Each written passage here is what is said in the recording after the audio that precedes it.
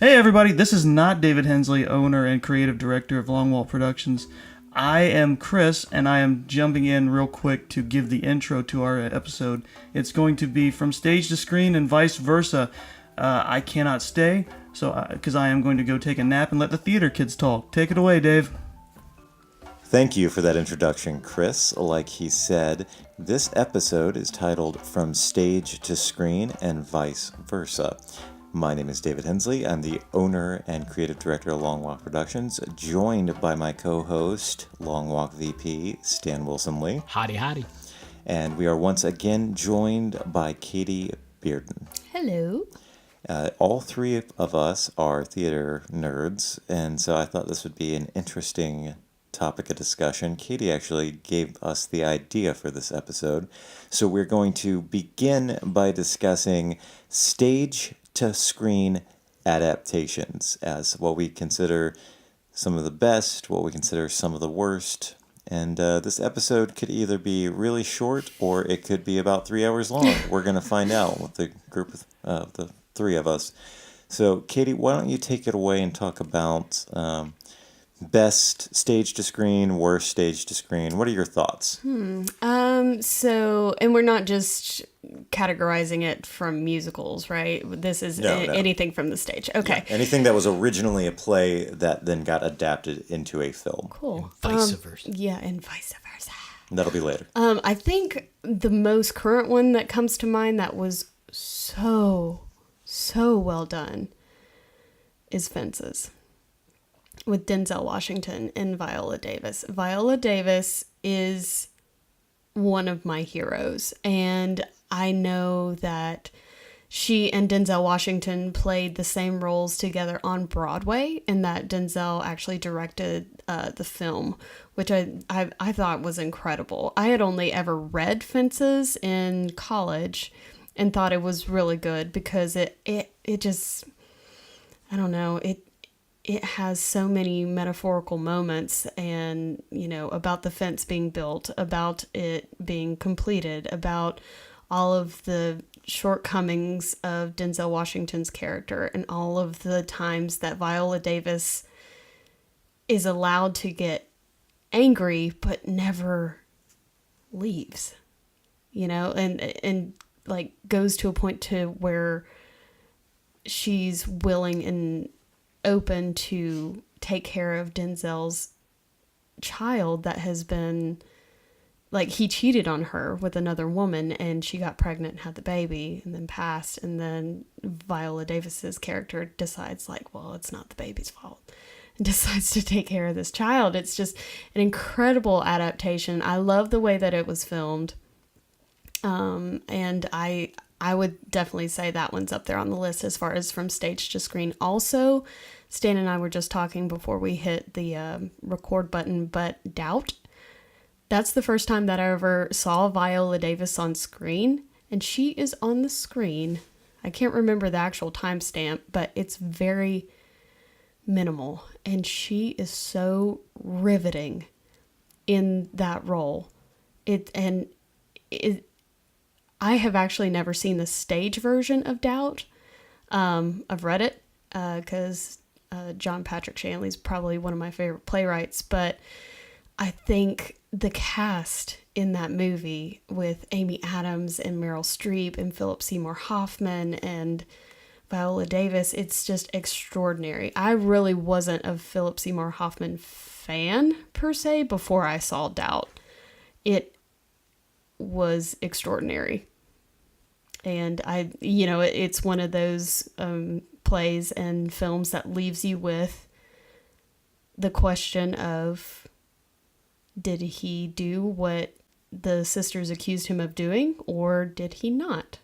So I really enjoy plays and films like that. So those are my two big ones from stage to screen as far as straight plays go. Are there any that you've seen that you'd say did not work as an adaptation? I did not enjoy the adaptation of Sweeney Todd. I thought Now, and I own it, and I can appreciate it for what it is now. But the first time I saw it, I had very, very high expectations of it, and it fell way below the bar for me.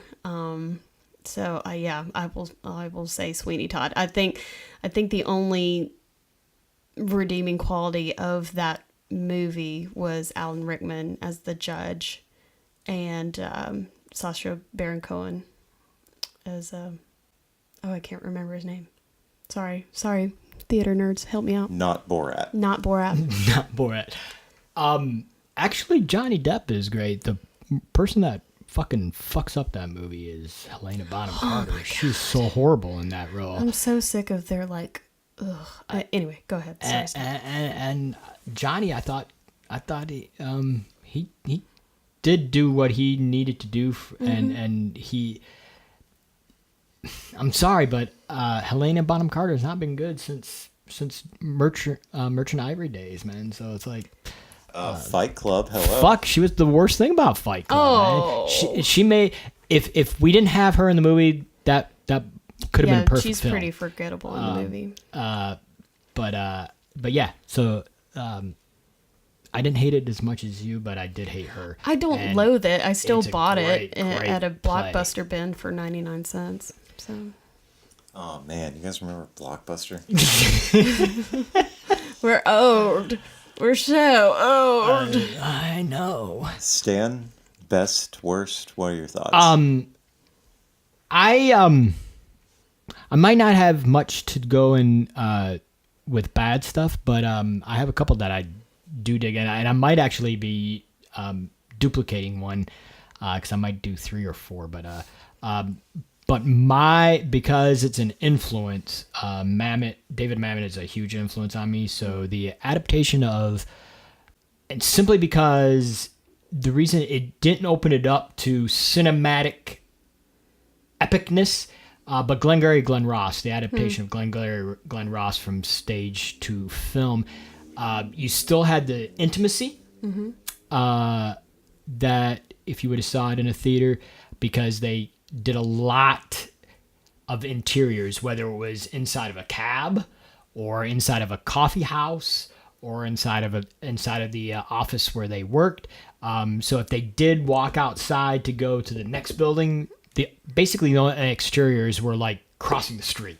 So they didn't open it up into this, we have the big, city, and so we're gonna walk and talk for 6 miles, and we didn't get into a car and drive. We were in the back of a cab. So the idea of the intimacy, that it was still a play, but not a play filmed for film. The movie version of it, and they tried to keep a lot of the actors that did the original play version, but then they added Alec Baldwin and his character, and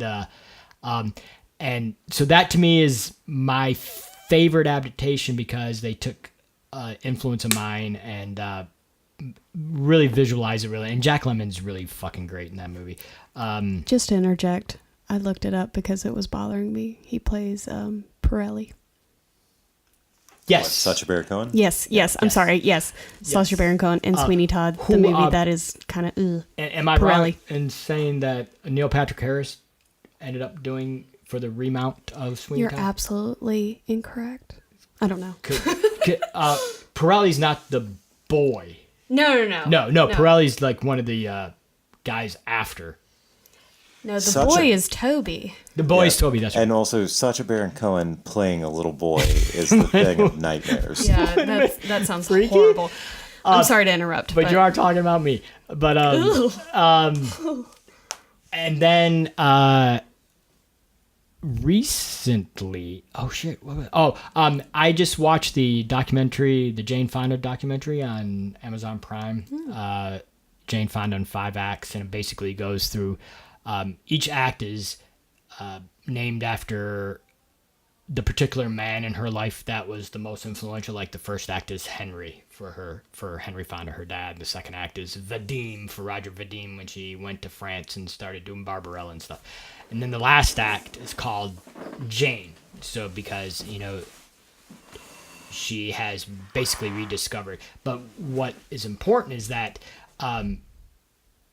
what got her, she had a very turbulent relationship with her father, right? And her and her brother were very estranged, and she had to go through this whole soul searching thing about what happened to her mom, because all she knew about her mom was that she was schizophrenic and that she was in sanitariums basically her whole childhood.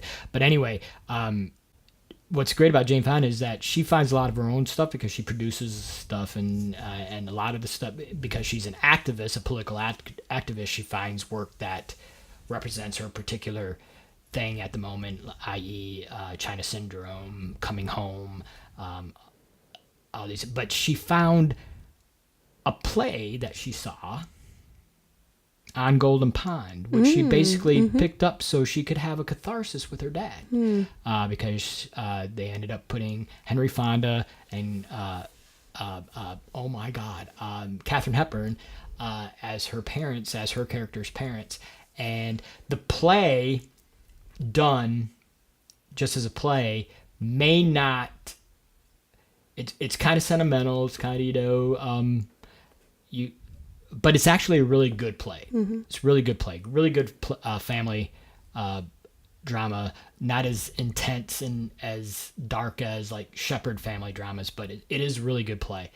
But because of the situation between Jane Fonda and her father, and Peter Fonda and her father and his father, just the fact that she actually got to say and got him to say, "I love you," for the first time. Really cool. And Katharine Hepburn and Henry Fonda were in their 80s when they did that movie. And so when she accepted, Henry Fonda ended up winning the Oscar for that movie.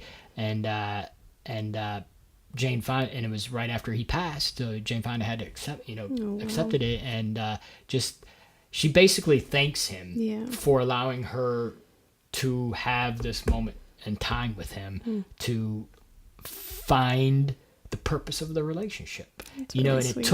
it took years. It took like 50 years for them to figure out what they were to each other. And it was this movie, it was this play that they had a great director for it, and put it together. The cast, then Dabney Coleman. So that was right after 9 to 5. But yeah. Oh, you don't want me to pop the tape. I thought you were cutting me off. I thought you were Oscar time. No, you keep karate chopping my desk. It was so awesome. But we're gonna play you off now, Stan. Goodbye, Stan. It's Jane Fonda, and it's On Golden Pond. But On Golden Pond turns out to be one of my because when I saw On Golden Pond for the first time, Golden Pond, and remember, I don't do sappy and I don't do sentimental, and so when I watch shit, it's really intense or it's really graphic and whatever.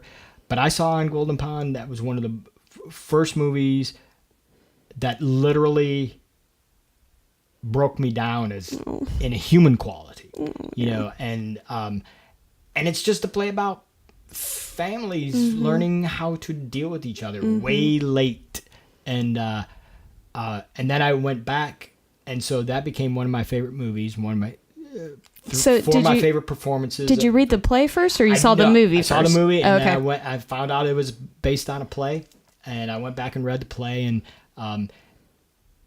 the difference is that the movie did open it up to, they were actually on a lakefront, right. And there was a lake, and there was canoes. And, I remember a lot of loons. Lots of animals, where in the play it's just sound effects. Oh, okay. It's a major plot point.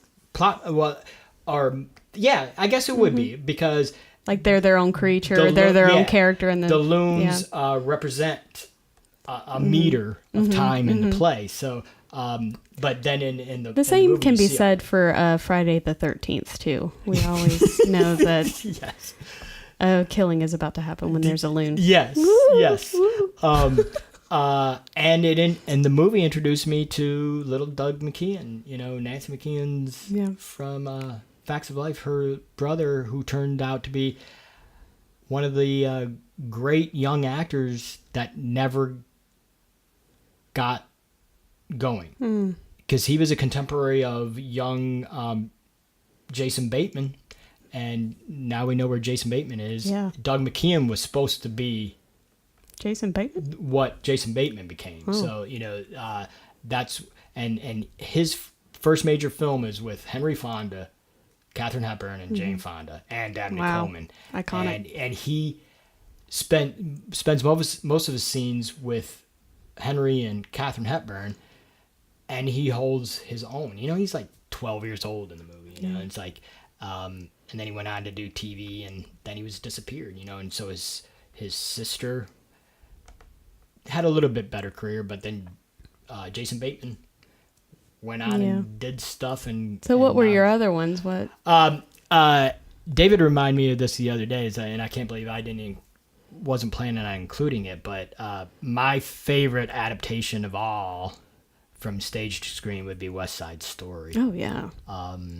And I want to say the reverse, in the sense Singing in Rain from movie to play, because I'm thinking it was a movie first and then they made the play out of it. I could be wrong. There may be a play first, but the movie is about talking films coming and breaking down silent movies. So I think it was a movie first. So, but the adaptation of that to the play afterwards is a really great adaptation. They keep a lot of the that was power. It was originally a film first. That's what I was. So thinking. how do you feel about Steven Spielberg directing West Side Story coming up? That's what I hear, and is that for sure?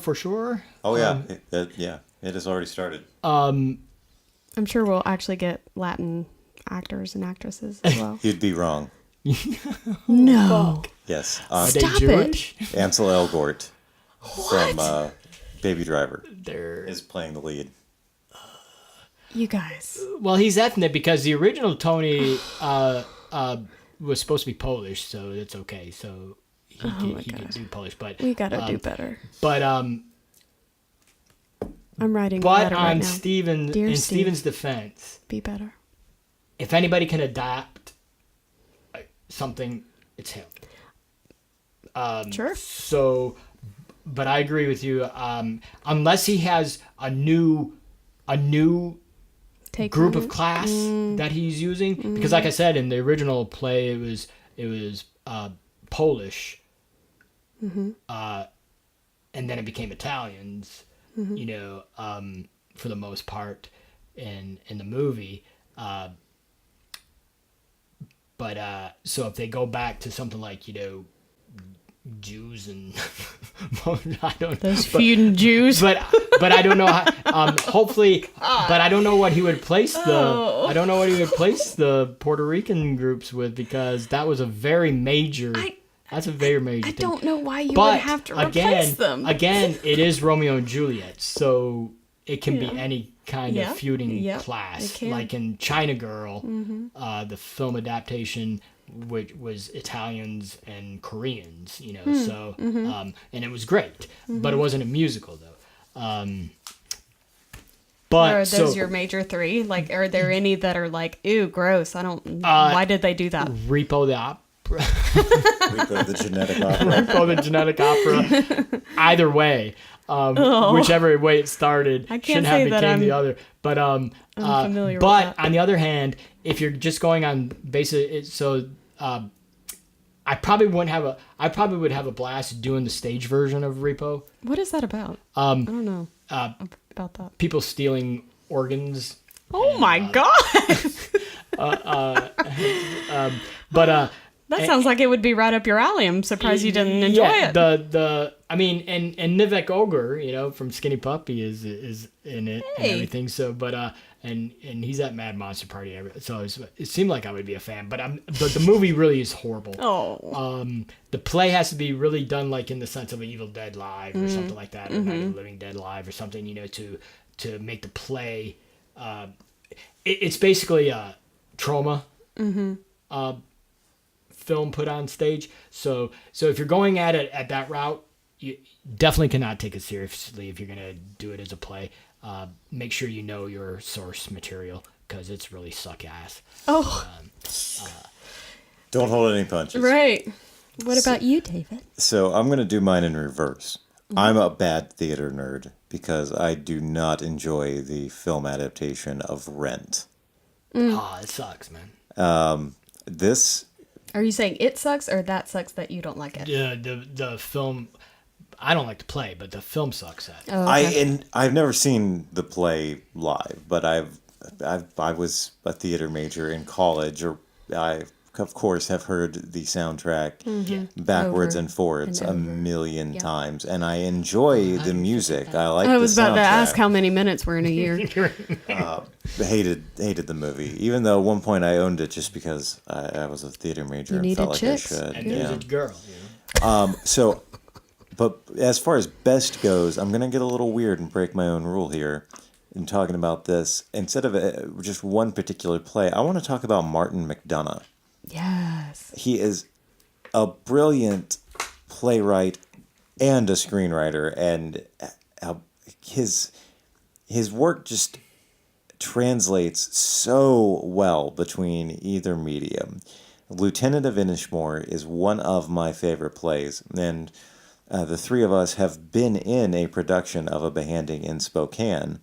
So to look at those and some of his other works, and then to look at In Bruges with Colin Farrell, which is just one of the most brilliant dark comedies ever made, and then especially to go from that to Seven Psychopaths. I love that movie. It's brilliant, and then for this year, for 3 Billboards. 3 Billboards Outside of Ebbing, Missouri, to win so many Oscars.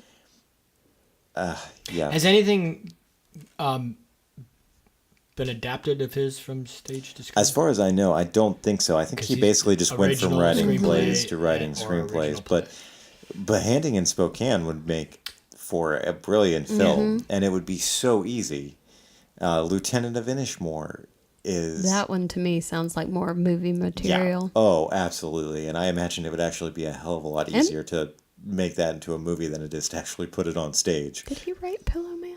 No. Yes! Oh my god, yes. Pillow Man. That would be a great movie. Yes, Pillow Man, one of the darkest plays ever written, and it's an absolutely brilliant play. So, yeah, Martin McDonagh needs to be making more movies, and they need to be making more McDonagh adaptations. That's my vote, even though it's not technically, none of his works have been done. As far as like a writer transitioning from Right. the stage to the screen, I want to see more work out of Martin McDonagh, and I want to start seeing some adaptations of his work. Yeah. So that Because is you my had thought. mentioned something about Tracy Letts, his stuff, Well, yeah. Oh, yeah. That's right. I always forget about Killer Joe. God Almighty, I've never seen it on stage, but Killer Joe with Matthew McConaughey was such a goddamn disturbing and fascinating film. And then Bug. I haven't. Oh, you haven't seen Bug? No, I have That's not. being produced right now, right? Yes. In Charlotte somewhere. Somebody's doing it or did it. But yeah, both the play is actually really, really great to read, and then the adaptation of it with Ashley Judd and Michael Sheen? No, Shannon. Shannon. Yeah. Great, really, really, really, really great film, and it's directed by Friedkin. Well, if you've got a strong stomach for weird and disturbing, I would recommend seeing Killer Joe. If you feel like you are bored of your regular old drama and you want to see Matthew McConaughey make a woman fillet a chicken wing, Oh God, no! I don't need to see that. Matthew McConaughey. yeah, McConaughey is brilliant. I mean, the writing is brilliant. Tracy Letts is great, but god damn, what a weird story and what a weird movie. Yeah, I don't like that. And then he's also responsible for August, so Osage County. So. Oh, Yeah, if we forgot to talk about that. Oh man, well, to be fair, this is a very distinct genre of film that I know this is a movie podcast, but the whole reason I thought of this concept was because plays and movies intersect with each other a lot, and a lot of people don't give the play as much credit as the movie or the book or, you know, whatever. And it's there have been so many stage plays throughout cinematic history that have made movies like skyrocket and become West Side Story. West Side Story is one of the most iconic movies out there. And Steel Magnolias. Steel Magnolias is, you know, one of those great stage plays that gets translated into a movie, and you get taken on a journey, and Sally Field makes you feel all the feels. And community theaters all across America continue to do it. They do, and, you know, rightfully so, because it draws a crowd, because, you know, it's a feel good, even though it gets a little sad, and, you know, people are craving that. But August Osage County, oh Lord Jesus! So I saw that a few years ago at Cast, and the set was incredible, the acting was incredible, and that is one play I would actually prefer over the movie. I would rather see it live, because I mean, when you get down to brass tacks, the reason that we go to the theater is to watch somebody pee themselves. You know, you watch it for that human interaction. You don't really get a lot of that connection with a deteriorating family all the time that translates into a screen adaptation. And there are so many theatrical experiences that I've had with straight plays and musicals that it touches my heart more than the movie could, because I can always pause the movie and go pee and eat chips and, you know, do whatever, and it doesn't affect me that way. But you know, August Osage County was just one of those films that it was hard to watch, even though I had seen the stage production, but I still felt a stronger connection with the actors on the stage in that moment during August Osage County. And I can't really describe why, because I mean, Meryl Streep was the matriarch in the movie, and she, you know, she can do no wrong, like our Lord and Savior Meryl. But you know, I wasn't feeling it in that regard. And I go back to like I was saying, that once it opens up on the screen to, you know, well, it becomes less intimate, you know, that idea that we can take part in viewings, looking through somebody's window into what's happening there. There's so many levels of separation going into a movie. That's like the second it goes outside and they're driving in a car, you're not looking in their window anymore. Right. You know, the sense that the intimacy loses the effect. That's what was so great about Glengarry Glen Ross, is that they made it so the intimacy was so still connected. So that's that was what happened with me with Doubt. Is that I've because I finally did get to see a stage version of that, and the sense of the intimacy when the minister is doing all his pulpit speeches, and it's right there. It gets to film, and it's that intimacy breaks down. So the effect, even though they're performing it well, is just that much more diluted. You know, so it's like seeing it live is I mean, and that's the struggle that people that only go see movies, that they'll never have to experience, because they've never been touched by the intimacy level. And I think there's an element of forgiveness too in a theater setting, only because like you as an audience member are watching other human beings like perform this act. And, you know, getting in front of people and speaking is one of the greatest fears that people have. So if something goes wrong, if a wheel pops off, if something, happens, it goes off. But then you as an audience member get to forgive it and move on. And sometimes with movies, it's under a microscope. Why didn't you catch that? Why didn't you add that? That was my favorite part and you took it out. You know, we're very judgmental. The sense of danger gets lost, you know. on screen because they have so many times that they can fix it. Mm-hmm. You know, and if they don't fix something that should have been fixed, It's like you just said, sloppy. it's right there, right in front of your eyes, and it's like, Right. okay, that was obvious. Why Right. didn't you fix that? We're on stage. We're like stuck on stage trying to figure out Right. how we can fix this moment. Oh, I dropped my comb and I wasn't supposed to drop Yeah, my comb. exactly. And it's sitting there, and then people are stepping over it. Yep. Not stepping on it. They step Or over you it. accidentally let go of your balloons and they hang out on the ceiling for the rest of the performance. I never did that, and I never said schmoon. But you said but schmoon. the balloon, that would the balloon I never in the could schmoon. I could never figure that out. Like, you didn't see Firecracker. I saw, saw the the- taping of 'Cause when you you did let tape go. that. Because Oh. as soon as David sat down with the footage, he was like, "Damn it, Stan." And there's no way I could rebound. Yeah, I how could do not you how do you rally from losing a prop like that? Like, I've seen so many terrible videos of like the leg falling off of the cow in Into the Woods. Oh my And people God. just lose their minds. And he tries to cover and it just breaks apart even more. It's just that's the folly of theater, though. That's why we go. I think It's like watching a NASCAR race. Yeah. I You're will there work for with the wrecks, kids. man. I will work with kids and I will work with animals, but I will never work with balloons Yeah. ever fucking again. It's so Put that hard on your to resume. It's so hard to hang on to balloons in this day and age, I'd much rather lose a child. Hate them. right? Hate I'd them. rather tie a child to a string.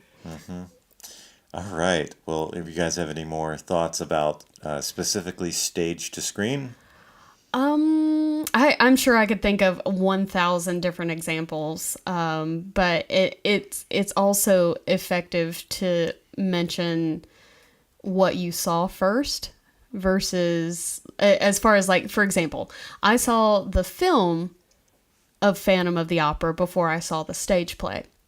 And the stage play, to me, is very different than the liberties that they took with the movie. we're talking about the Gerard Butler movie. Yes, correct. Not the, like, silent film, Right. like, spooky ooky one. And the Andrew Lloyd Webber. Yeah, correct. based on the Sorry, Andrew Lloyd I Webber. need to specify Andrew Lloyd Webber. So I really enjoy the music in it. I think it's great. But it affected me differently seeing them in reverse. So seeing the film first and then the stage play. Not that any like magical elements are lost, because it's actually great to see the Phantom disappear and then reappear on stage and like, oh man, how did they do that? Where are the trap doors? And you try to figure it out. And then in the movie, it's so like exorbitantly over the top with costumes and the masquerade ballroom scene and the dance down the stairs, and all the choreography is just heightened because you have the magic of cinema to kind of create that for you. So that's just it's one of those elements that I think affects you when you're analyzing like stage to screen or screen to stage, because it really sets a bar if you saw it on stage first than to see the movie, or vice versa. You're a fan of both of the formats of Les Mis, aren't you? I will go to my grave always preferring the stage version. Let's be clear about that, because I think the movie version threw way too many names in the pot. Like, Hugh Jackman is, and Anne Hathaway is, and not that there's anything wrong with that, but Javert is my favorite character in that play. And damn it, if they didn't cast the worst possible person to play my favorite part, Russell Crowe. Like, Russell Crowe's an actor? Cool, whatever.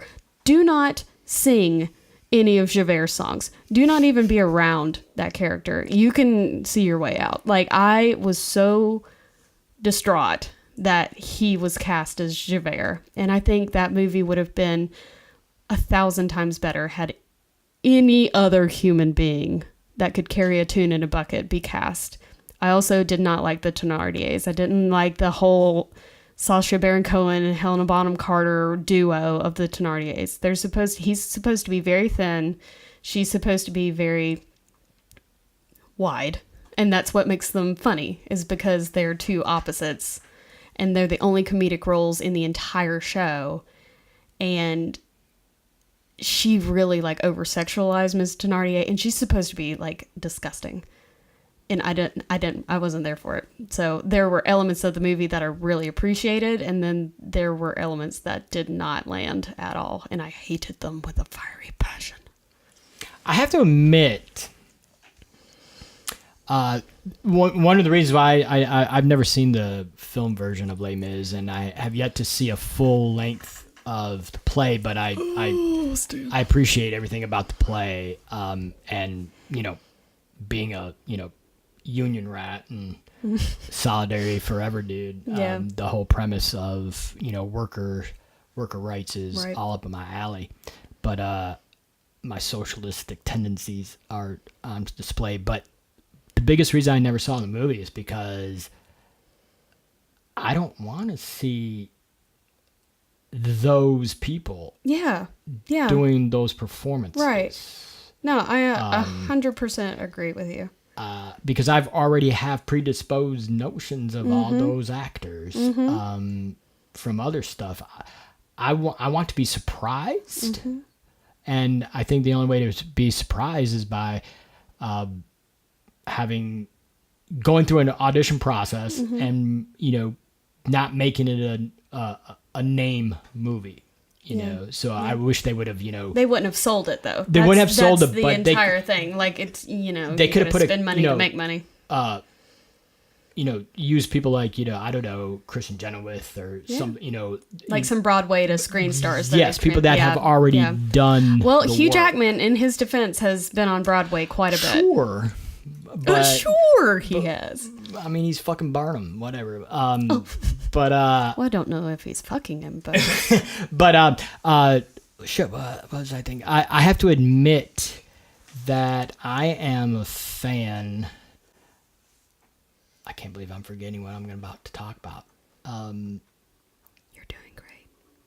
I forgot. The only person in the Les Mis cast in the film that is not a known predominant actor in Hollywood is the girl that plays Eponine. Right. She's the only one that has like made the hop skip from being Eponine on the Broadway stage into the film, and that to me, like I get why they did what they did to cast all these A-list actors to sing live and have all these.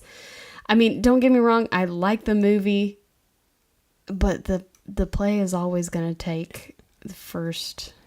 And I'm going to contradict in my myself heart. since I remembered what I was going to talk about, but I have to admit that I do like the Chicago adaptation. With the exception of What's Her Face. Renee Zellweger.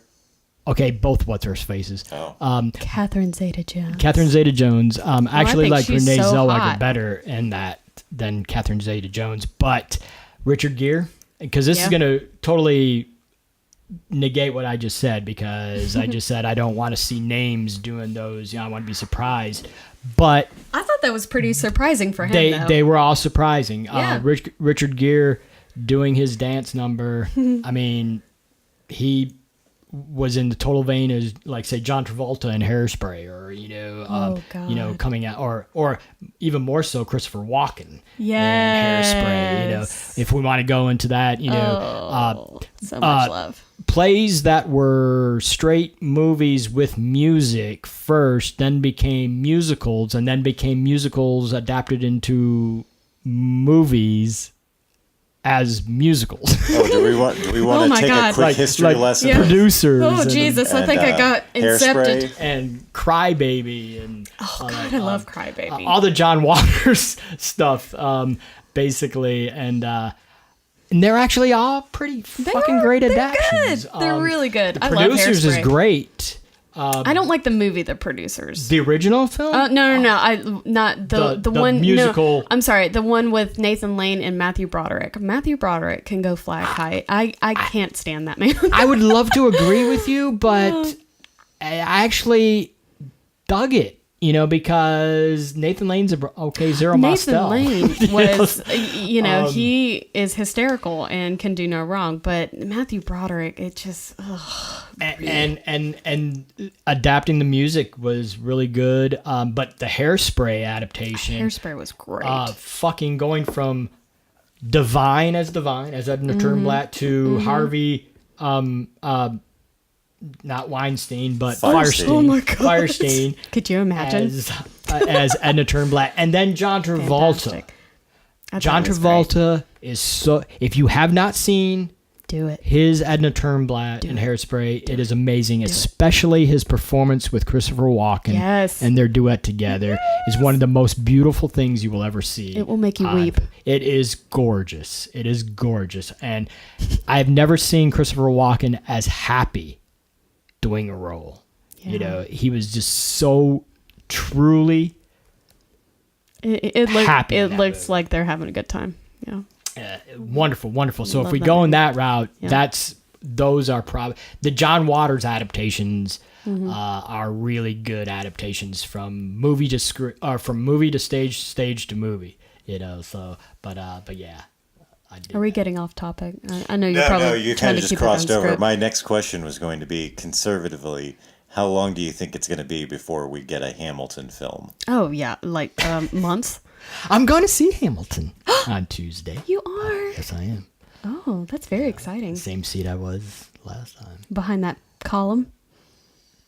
Was I behind? No, you weren't. I wasn't. I'm behind just the kidding. column, but yeah. Just kidding. That's a good seat though. They probably should put me behind a column. I think That's when really I exciting. saw Book of Mormon, they probably all saw me on stage being like the Dorfus I was. I know you were hearing me. Well, but- I was sitting like 3 rows up and like a considerable ways away from you on the mezzanine, and I still heard you like goose laughing. Oh my God. Anyway, so what was the question? Moving into our Hamilton. Oh, How long do yeah. you think? 2019. I think. Well, how long does this tour go? well, Until we're dead. and they just opened the Puerto Rico. Yeah. That's really cool. He's doing the Puerto Rico, so it's like I'm not sure if he. I think that's because he hasn't limited engagement. He hasn't though. adapted the Heights or anything. To No. film, so I'm going to go on record right Right now. now. It's October of 2018. We're going to see a Hamilton, the musical film, in December of 2019. I don't know if they can because of Rights what and is stuff? rights, and I don't think they'll. There's not because they haven't produced it. Bring into funk, bring into noise, bring into funk. They haven't. I don't think it'll cross over because of politics. So, and Well, they've been talking about producing a Wicked movie for years, Yeah. and I think there's some red tape there because it's still touring, and I don't know. There's got to be some sort There- of clause or something like that. But I think it's there's, making a lot more money being Yeah. being Well- a Being a touring play, stage yeah. performer. there is money being left on the table by not adapting it into a film. Oh, I'm sure you're right. I just think because it has just now like started the early ages of touring, we wouldn't necessarily want to produce a movie until it had a full year or 5 years of touring. If you think about it, unfortunately, it doesn't have a movie target unless you are a theater nerd. You're not going to Hamilton. It's history, it's hip hop, and I think It's a the sheer musical. amount of people who went to see it this weekend would disagree with Yeah. that. I think it's got a wide audience. I think they're not going to go see it in a movie though. We're 14 months. You're I'm giving- saying Okay, you heard it here, folks. 14 months. December 2019. If it's not a movie by December 2019. I'm going to throw myself off the building. Because at the moment, nobody wants to see founding fathers as black folk. We get to bury you alive. Yes. Cool. All right, so let's move on into our second topic of discussion, which is screen to stage movies that were adapted into plays. Evil Dead the musical. Yep, that one is also mine. Oh, I'm That so sorry. It's okay. We didn't discuss this I have beforehand. yet to Probably see should it. have. I so want to see that live, and I'm actually doing Night of the Living Dead live. Oh, that's awesome. That's exciting for me because I am a fan of the. Is of is there series. musical elements in that or no? It's just like a play.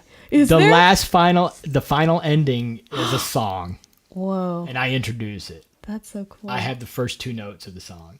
Oh, God help us all. That's what they say every night. That's really cool. Then. yeah, Did somebody write that or? Yeah, it was a trio of folk. The first act is basically a rendition of the film, Yeah. a retelling of the movie. And then the second act is all alternate endings. Ooh. So I get to And when clean up a will lot this of be, messes. Stan? We opened the 20, it's only one show, so the 27th. Ooh, only one show. You gotta go. You gotta This, go. this They episode might probably miss won't it. come out until the 27th. Oh, Let me well. look at our Oh, yeah, we need release to schedule. release schedule. Oh, yeah, no. This Oh, episode's no, I'm coming sorry, out we on should've- October 29th. Oh. I'm so sorry. No, that's okay. Oh, well, we wish you all the best, and I'm sure it will be a riveting. But Experience. I think, and that with the Evil Dead, the Romero Dead films, all of those type stuff, I think are, and there's been several like Manson murders have been turned into operas or stage plays. Just the idea that just the inherent campiness Yeah. of the movies themselves, or Yeah. that they're a gore film or whatever. I mean, a lot of Herschel Gordon Lewis's films, Wizard of Gore, Blood Feast and stuff, they've all been adapted Oh my God. somehow into stage versions. So just the inherent campiness of horror movies in general just allow them to be exploited live. They did such a wonderful job adapting Evil Dead the musical. Like, it is so funny. Well, it makes me wonder, since we were just discussing The Producers was a straightforward film that was then adapted into a stage musical. The stage musical was then adapted into a film musical. So now I'm wondering, all right, we had Evil Dead 2, Army of Darkness. Those were adapted into Evil Dead the musical, because that blends elements They of do all all three three. films. How long is it going to be until we see Evil Dead the musical, the film? Oh, What do you think? take Well, my money. Again, that's I guess that's up to Raimi and Bruce Campbell Yeah. and stuff, saying if because they were reluctant for a while to see it as a musical. So, but when they did, it said that again they went on the whole basis of that the film itself was so campy that it allows itself to be exploited it's so well great. on stage. But the idea of it going as a musical back to screen without their support would be but and again it just goes into that intimacy level, because the idea of splash zone, you lose that if you take it back You to do. back to screen. So it's like and that's one of the reasons why Rocky Horror stuff Oh my God, that started as a yes. play and then Became they iconic. added splash zones and first 4D movie, and it's like so the idea of but you mentioned Wicked earlier, the idea of Wizard of Oz going, but again that's a diff because they just picked one element of the story and turned and From the and book, yeah. expanded upon and made a piece out of that. But I don't know, man. It would be totally Raimi and Bruce Campbell saying, do I want to see the musical version of our movie going up?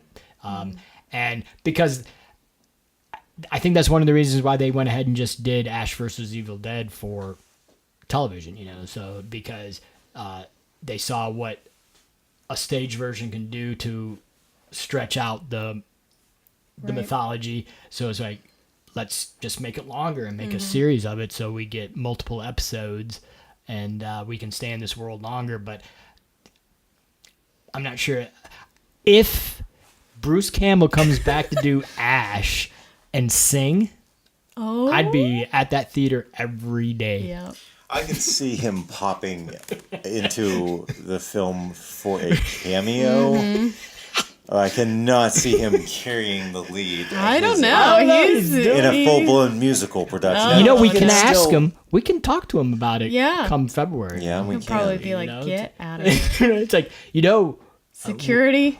we'll fund it if you want to do the musical version on screen. Oh, I like that you said wheel. Yeah, as though I will be contributing anything monetarily. Well, hey, to you know this. what? They throw up an Indiegogo. Maybe it gets You know, funded. so- you know, and, stranger things have happened. I mean, they did the original Evil Dead on, $5. So, and then the first production of Evil Dead, the musical live, was really cheap.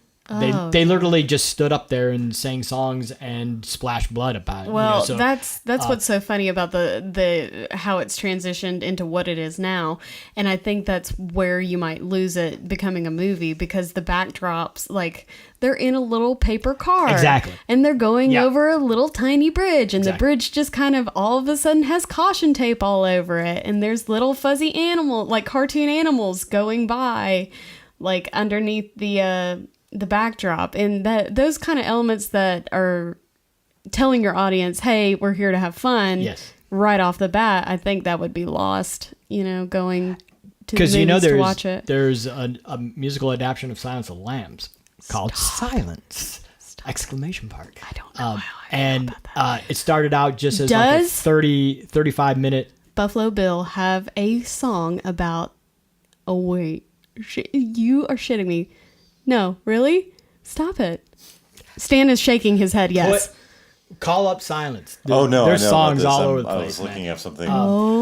But now it's they've actually turned it into a full length. So it's like 80 minutes long. Oh my God. But they have a song for every moment that you I want them don't- to have a song I don't for. know how I feel I about don't know if I would want to see that Yeah. on a screen Yeah. because again, it's got splash zones. Yeah. It's totally tuned into its Holy cult, cow. and the fact that we're doing this live, and Does every patron get like a little liver? it's a little puppy, Chianti? a little dog. Dog. Oh, wait. But there's a song for Precious. for Precious. There's Stop a it. song No, for the there's flipping of the The flipping of the what? the flipping of the sperm. Oh, that's Dr. disgusting. Chilton gets a song. Oh, from Miggs. Yes. If Miggs gets a dancing number, I'm flipping a table and leaving. But see, that's what's so inherently great about Stan, horror movies I is don't know. because the way don't they're know how able to to feel be about put that. on stage, it just makes that's it disgusting. the inherentness of the Oh my God. of the camp is just brilliant. It can be so exploited so well. Oh, please enlighten us. I have been trying to find more information about this. So when I was living in LA back in 2011, I saw it twice actually, a play called Head the Musical. And it is based on the awful 60s B movie, The Brain That Wouldn't Die. And I loved this show. I would love to direct it one day. Now I'm looking at it and I don't know if it has been done Was it outside of. Yeah, it is a musical. I don't know if it has been done outside of L.A. Or if it's just like, what the theater that I was at. If it was an original from them, I don't know. Wow. But listeners, if anyone out there knows anything about Head the Musical or whether it's been produced anywhere else or anything like that, please let me know because that was 7 years ago and I still think about that show and it was Oh, wow. fantastic. And we tend to forget. We haven't mentioned Hedwig and the Angry Inch. Oh, yeah. which I've never seen that show. Which started as a stage thing, and then what's his face? It worked itself into a movie, and then it was adapted again for stage and more a musical, straight musical, because again, the original was a play that had music. It was a straight play with music, but it was a play about rock stars. Right. And then Neil Patrick Harris takes over Yeah. and wins a Tony for Yeah. it, and in the musical version of it. And that's again the campiness, the inherent campiness of rock and roll that makes it just totally perfect. To be Another one I adapted. just remembered too is Little Shop of Horrors. Little Shop of Horrors, again, another That's a brilliant both sides. Yeah, I really enjoyed both the stage adaptation and the movie of that one. It was very well done. Are we just not going to talk at all about Spider-Man Turn Off the Dark? I was saving that to I've last. tried to block that out of my memory. That was Julie Taymor, right? Am I remembering See, that correctly? Hey, we all have I our was snakes on a plane, David. I Like, was trying because Julie Taymor, for me, is A the queen. Antichrist. what? Whoa! Oh my God! I think she, with the exception of her puppets for Lion Lion King? King, the musical, she has no purpose doing either film or theater. I think she has regressed. I mean, if she stayed a puppeteer, if she stayed a puppet maker, she'd be fine. She should be a designer, and that's it. Yeah, I hate everything about her. Why? Stan hates. Oh, why? What sent you down this road of hate? Where do you want me to start? From the beginning, it's a really good place to start. Her Titus is just god awful for one thing. She's doing and- Titus Andronicus. What, the version she She did? directed the Anthony Hopkins, Okay. Jessica Oh, yes, Lange yes, version, yes. and thought she was doing she thought she invented every new innovative thing in the world, and it's like, no, you didn't. Jonathan Demme was so far ahead of you, and David Lynch was so far ahead of you. So, But what did she do? but Did she kill your family? Julie Taymor, did you kill Stan's family? Lion Julie King. Taymor, we want to hear. Did you kill Stan's Can you family? call in? I was Email- adopted. Because he hates you.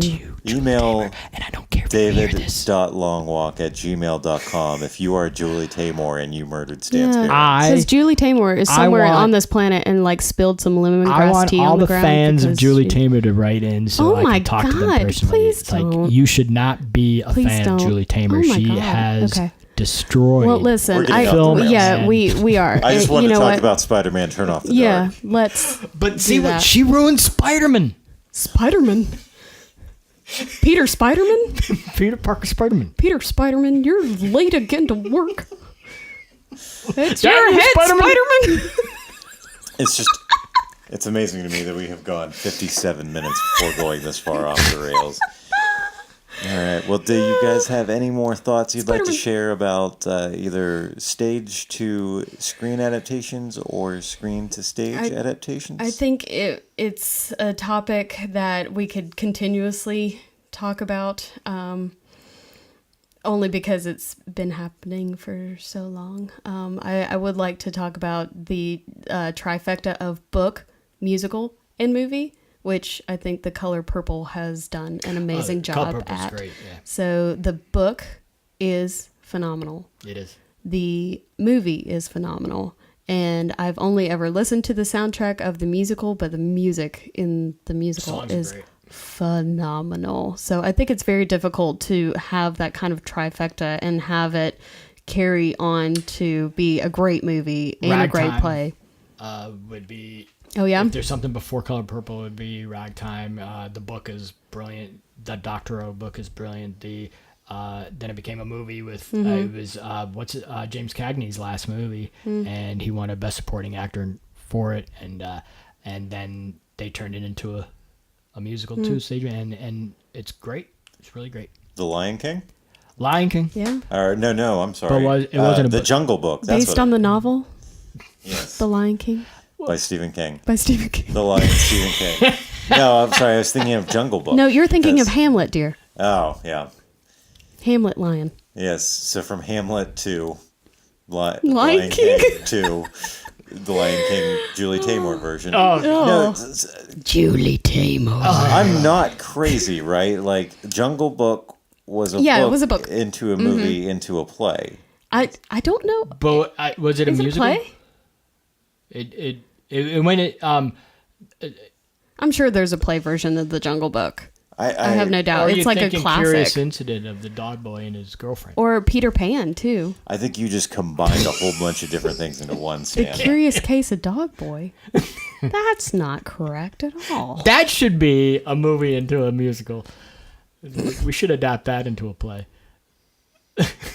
You looking Yeah, it up? okay. So, yeah, The Jungle Book is a play from Dramatists. Yeah. So, Yeah. I figured it would have to or be. dramatic publishing, I should say.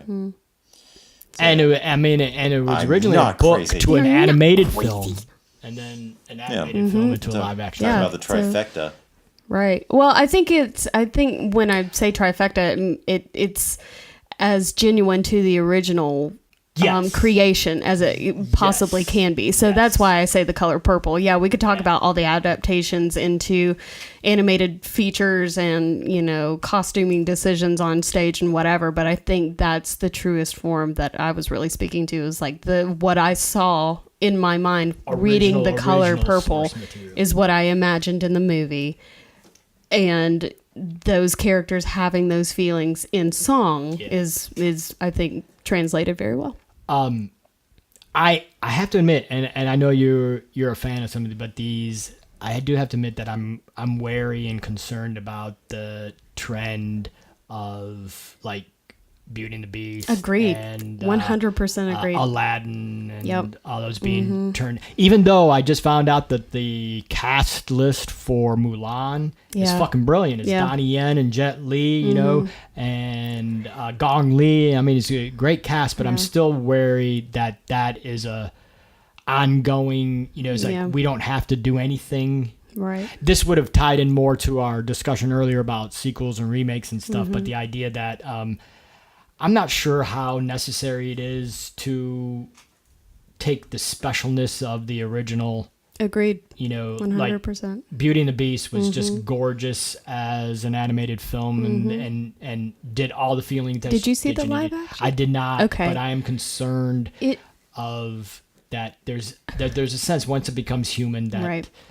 When I listened to this episode about remakes, I was not yelling, but I was talking to you. I know you couldn't hear me, but I was like, it was shot for shot, the animated version. It was shot for shot. And Beauty and the Beast is one of my favorite movies and has been, ever since I was very little, because I thought, every girl wants to identify with a character or a cartoon that kind of looks like them. Oh, I'm sorry. That's a cat. That's a giant cat. That's a giant cat. Totoro is a wood spirit. Thank you. And so am I. I'm a wood Wait spirit. a minute. Stan, are you of the opinion that the Beast in Beauty and the Beast is a giant cat? It is, isn't it? It's No, kind of like a he's- lion. No. No? Lord What the Jesus, fuck is he then? Help me. He's not a dog. He's more cat-like than anything, right? He's a centaur. And he's not a centaur. He's not a centaur because he ain't got no horse. He ain't got no horse head. So he's a minotaur. He's not a minotaur. because it's not a bullhead. Oh my God. What is he? What? I He's would- like a minx or something. If you A know what the bobcat, maybe? Beast in Beauty and the Beast is, feel free to email me, Or me. david.longwalk. I'm obviously lost and I'm old.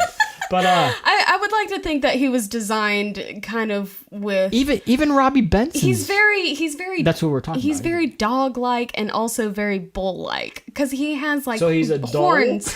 He has horns coming A out of dog? his head, but he has like a very dog-like face.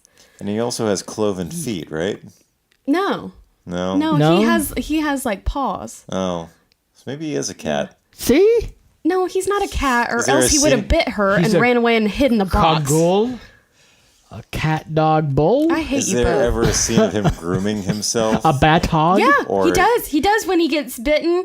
All you Disney heads, you got me. So when he gets bitten by the wolves and he's licking his wounds. Only bulls don't do that. And Belle says, "Oh, don't do that." And he goes, "Rrr." Now, And then she One puts more a time? What did- and then she puts a cold washcloth and she goes, "This might sting a little bit, but he's been over there licking his arm, so that's not helping anything." it's been a long, long time since I watched Beauty and the Beast. It There's has. a teacup, right? Yeah, There is. Is and it there a sings. scene where he just looks at the teacup And it and then cracks. looks at somebody else and then slowly pushes the teacup off of No, the table? that's why he's not a kitty cat. It's ridiculous. You both are ridiculous. He's not a cat, cat. Stan. So Oh he's my like, God. Okay. Listen, lion. Julie Taymor, write us Fuck and let us Julie know if Beast in Beauty and the Beast is a cat or not. I need to know. Well, not in hers. Well, yeah. All She's the right. best, Stan. Well, thank you guys for having this insane discussion. Thank you, Katie, for being You're here. very welcome. Stan, I'm so It's sorry been to a hear privilege. how much you Julie hate Julie killed Taymor. my I family. wouldn't Oh have my brought it up had I ever known. Julie Taymor, if you did kill Stan's We're family, so sorry. please email me and let me know. Oh my God. Thank you for listening to Long Walk Talks. If you enjoy the show, please check out our sister show, This Is a Work, hosted by David Two Dogs Hayes. This Is a Work is a monthly wrestling podcast that focuses on the WWE's pay-per-view events. And also, if you are in the Charlotte and or South Carolina area, support your local theater companies. It doesn't matter what they're putting on. If you enjoy what they do and how they do it, it's time to support local arts. We've talked about movies and adaptations of plays, but honestly, truthfully, our community needs more of that, and there's a lot of good stuff going on. So go support friends, family, whoever's producing something that you might want to see. I heavily concur. All right, and if you have any thoughts about stage to screen adaptations or vice versa, and you'd like to email them to us, I've joked about it about a dozen times already, but send those in to david.longwalk@gmail.com. And also, please, if you enjoy the show, leave us a rating and a review, and subscribe to us on iTunes or Podomatic. Thank you very much. Bye-bye. Bye. Peace out.